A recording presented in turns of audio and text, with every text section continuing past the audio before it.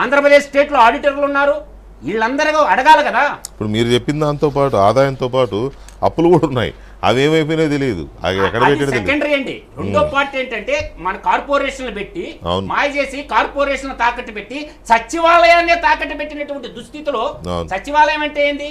ప్రజా దేవాలయం లాంటిది. ప్రజా దేవాలయాన్ని తాకట్టు పెట్టి అప్పులు తెచ్చినటువంటి ఈ ముఖ్యమంత్రి ఎలా ఆంధ్రప్రదేశ్లో ముఖ్యమంత్రి పదవి అనేది వెంకటకృష్ణ గారు ప్రజల కోసం కాదు. జగన్మోహన్ రెడ్డి ముఖ్యమంత్రి పదవి కావాల్సిందే తన ఈడీ సిబిఐ కేసుల నుంచి తప్పించుకోవడానికి ముఖ్యమంత్రి పదవి, కానీ ప్రజల కోసం కాదని నేను ఘంటాపదంగా చెప్పగలను.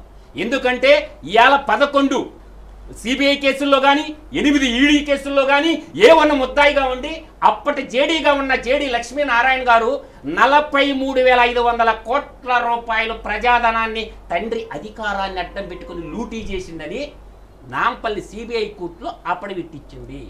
ఒక సామాన్యుని అయితే 2 ఏళ్లకో 3 ఏళ్లకో శిక్షించేటటువంటి ఈ భారత రాజ్యాంగం చట్టసభలో న్యాయ కోవిధులు జగన్మోహన్ రెడ్డి చేసినటువంటి ఈ లూటీకి 10 ఏళ్ళైనా సరే ఎందుకు న్యాయ వ్యవస్థ శిక్షించలేకుండా? తప్పు చేసిండా లేదా, దోపిడీ చేసిండా లేదా అని ఎందుకు న్యాయ వ్యవస్థలు సమాధానం చెప్పాలకుండా? ఈ దేశంలో పేదవాడికి ఒక న్యాయము, బలిసిన దొరలకు ఒక న్యాయమా?